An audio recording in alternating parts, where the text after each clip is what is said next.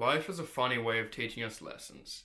Sometimes it might be in the form of a negative experience that at the time we felt was really destructive and terrible for us, but then in the future we're able to reconceptualize it and recontextualize it to understand the benefits that it bestowed upon us.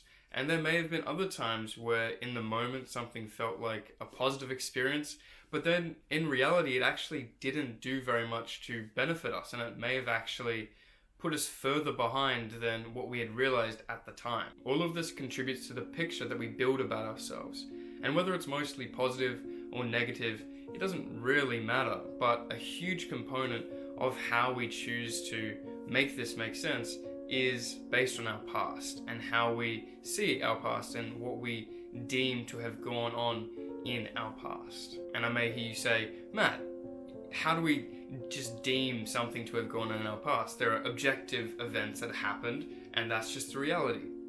But I'll challenge you there. The objective reality might not be as clear-cut objective reality as you think it is. Because consider, in a recent video I talked about the stories that we tell ourselves, how the perspective and the framing that we give to something becomes its objective reality for us in that moment, whether or not there is a large amount or a small amount of subjective skewing. Perception is reality. So therefore, let's take Bob and Bill.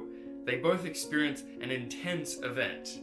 One of them takes it as a positive, they really enjoyed it, they thought it was fantastic, and the other takes it as a really negative, really jarring, traumatic experience. There are things that happen in our lives that we can't control, that we couldn't foresee, and that we could do nothing to change.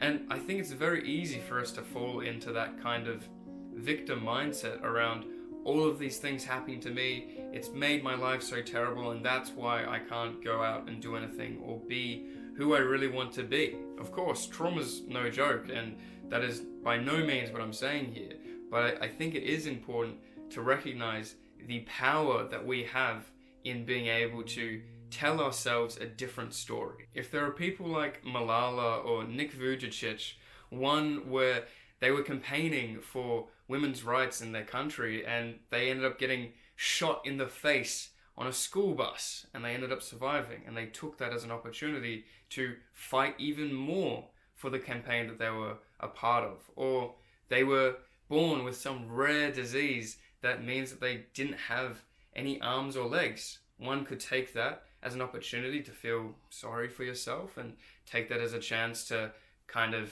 not do much with one's life. Whereas in this scenario, they made a different choice and they decided to use that trauma, use that bad experience, I suppose, as the foundation, as the thing that allowed them to being able to be doing what they are currently doing today. Again, not to diminish or dismiss anyone's problems or traumas or anything like that.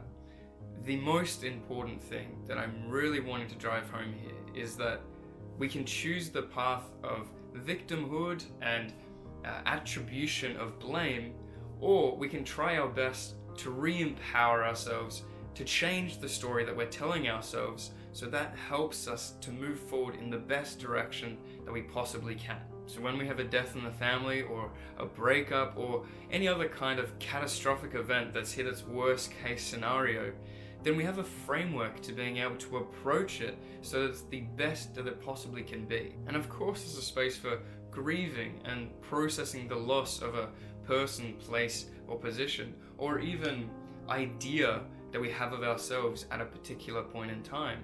But again, the most important thing is to try our best to make the decisions that are going to help us move forward to the next step, rather than stay stagnant in where we currently are. It can seem like a really attractive option to keep recycling the stories that we've been playing in our minds for the majority of our lives potentially, whether it's around a certain trauma or any other kind of event. These things are really deeply rooted into our psyche, and unless we really intentionally decide to investigate them and to process them, then we're not going to be able to really move forward on them, and we'll stay stuck with where we are.